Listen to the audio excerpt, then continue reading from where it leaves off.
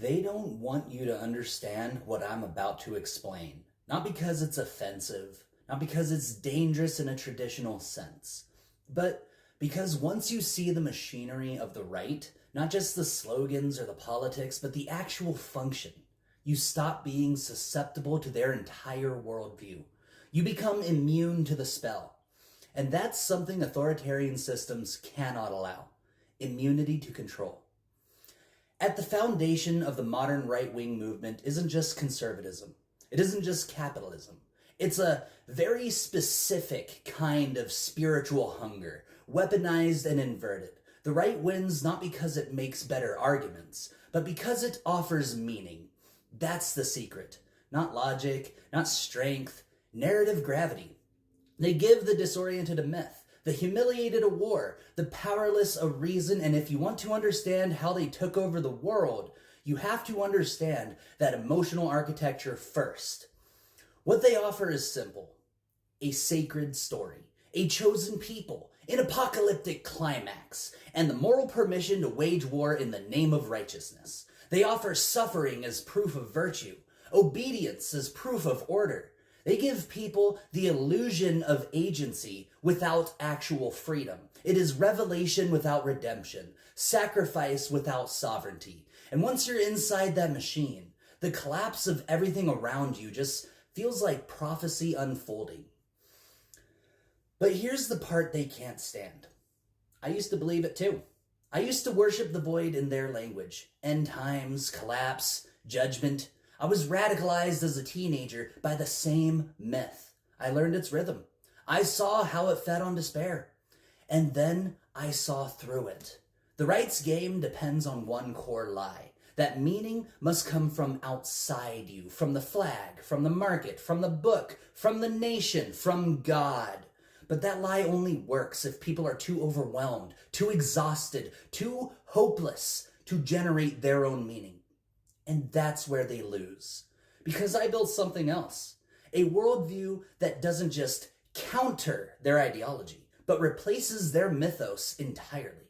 Enlightenment Socialism is not about rehashing Cold War economics or giving people bread while preaching atheism. It is a spiritual, moral, and civilizational upgrade. And it beats the right precisely because it understands why they've won for so long, and then delivers something better.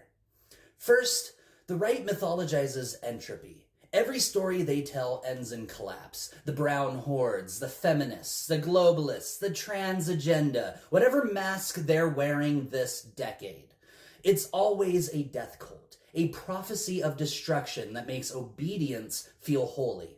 If the world is ending, then any act of cruelty is justified as defense. Enlightenment Socialism rejects that entirely. It doesn't see collapse as destiny.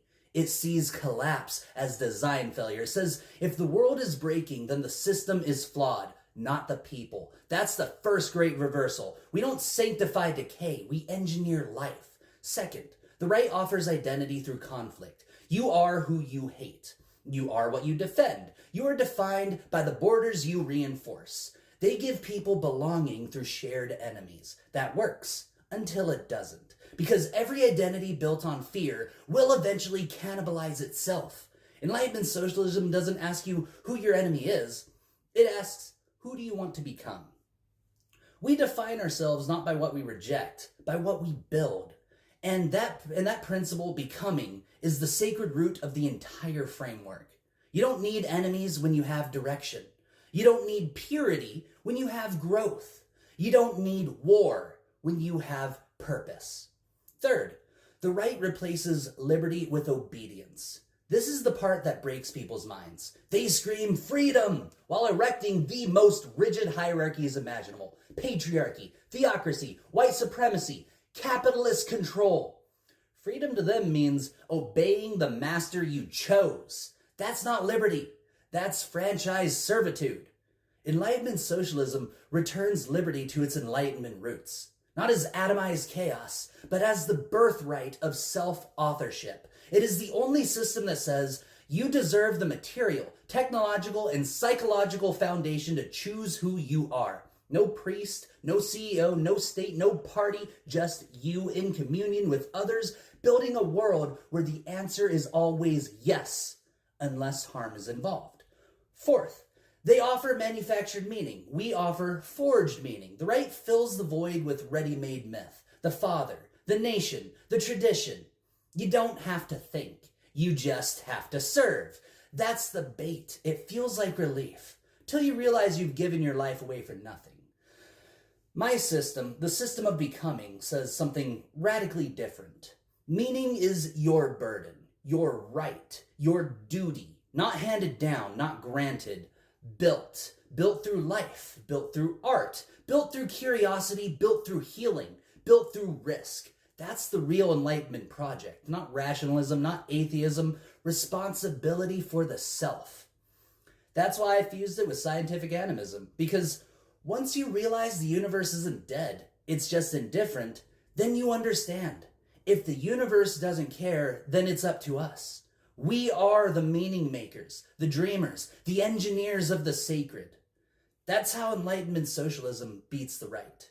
Not with better arguments, but with a better reason to live, a better story, a better function, a better civilizational attractor. They give you prophecy, we give you permission. They give you apocalypse, we give you agency. They give you death as purpose, we give you life as responsibility. And if you're still clinging to the myths of the right, if you still think the void can be tamed by flag or faith or war, I have only one message for you. You are allowed to be free. You are allowed to create. You are allowed to become. And the moment you believe that, they lose forever.